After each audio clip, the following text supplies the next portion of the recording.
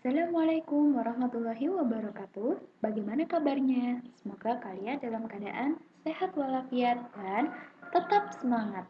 Nah, pertemuan kedua kita kali ini akan membahas mengenai dinamika nilai Pancasila. Adapun tujuan pembelajarannya adalah yang pertama, dapat menjelaskan nilai-nilai Pancasila, dan yang kedua, menganalisis arti penting mempertahankan Pancasila sebagai dasar negara dan pandangan hidup bangsa.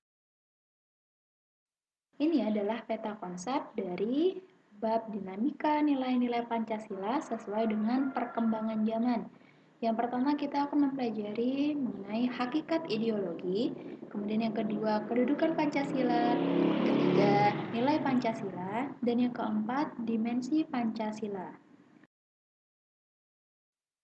Hakikat ideologi. Ideologi berasal dari bahasa Yunani, yaitu idein, yang berarti melihat. Kemudian istilah ideologi juga berasal dari bahasa Inggris, menjadi idea, yang memiliki arti gagasan, cita-cita, konsep, serta kata logia yang berarti ajaran. Istilah ideologi berkaitan dengan ajaran atau ilmu mengenai gagasan atau buah pikiran.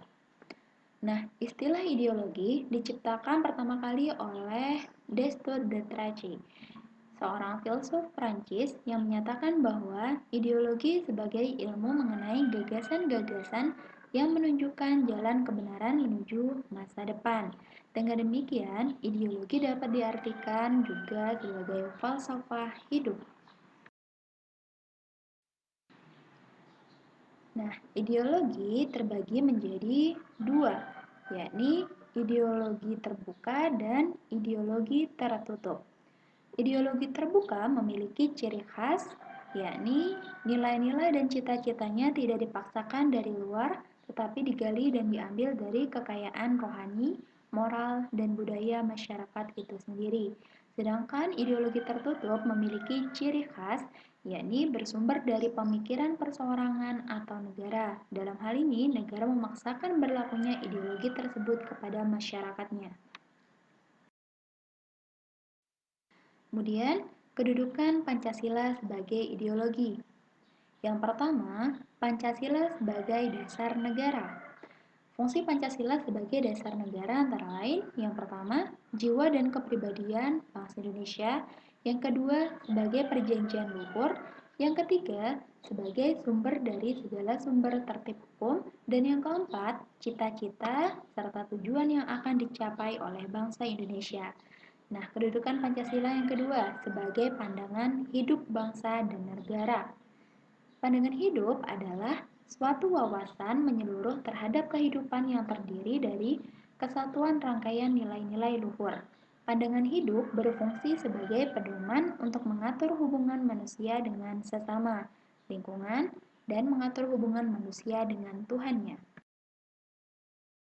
Berikutnya, nilai Pancasila sebagai ideologi terbuka. Ada tiga nilai. Yang pertama ada nilai dasar, nilai instrumental, dan nilai praksis. Nilai dasar merupakan nilai-nilai dasar manusia yang relatif tetap atau tidak berubah sebagaimana yang terdapat dalam pembukaan Undang-Undang Dasar Negara Republik Indonesia tahun 1945. Kemudian, nilai instrumental merupakan nilai-nilai lebih lanjut dari nilai dasar yang dijabarkan lebih kreatif dan dinamis dalam bentuk Undang-Undang Dasar Negara Republik Indonesia tahun 1945, kemudian TAP MPR, dan peraturan perundang-undangan lainnya. Kemudian nilai yang ketiga adalah nilai praksis, merupakan nilai sesungguhnya yang dipraktikkan dalam kehidupan nyata sehari-hari, baik dalam kehidupan bermasyarakat, berbangsa, maupun bernegara. Berikutnya, dimensi Pancasila sebagai ideologi terbuka. Sebagai suatu ideologi yang bersifat terbuka, Pancasila memiliki tiga dimensi, diantaranya ada dimensi idealis, dimensi normatif, dan dimensi realitas. Dimensi idealis merupakan nilai-nilai yang terkandung dalam Pancasila yang bersifat sistematis dan rasional, yaitu hakikatnya Nilai-nilai yang terkandung dalam 5 sila Pancasila berupa ketuhanan, kemanusiaan, persatuan, kerakyatan, dan keadilan. Kemudian, dimensi normatif merupakan nilai-nilai yang terkandung dalam Pancasila perlu dijabarkan dalam suatu sistem normatif sebagaimana yang terkandung dalam alinea keempat pembukaan Undang-Undang Dasar Negara Republik Indonesia tahun 1945. Jadi berikutnya ada dimensi realitas. Itu merupakan suatu ideologi harus mampu mencerminkan realitas yang hidup dan berkembang dalam masyarakat. Berikutnya, gagasan Pancasila sebagai ideologi terbuka. Adapun faktor yang mendorong pemikiran Pancasila sebagai ideologi terbuka, diantaranya adalah 1. Dalam proses pembangunan nasional berencana, dinamika masyarakat Indonesia berkembang sangat cepat. Kedua, kenyataan bangkrutnya ideologi tertutup. Yang ketiga, pengalaman sejarah politik dengan pengaruh komunisme.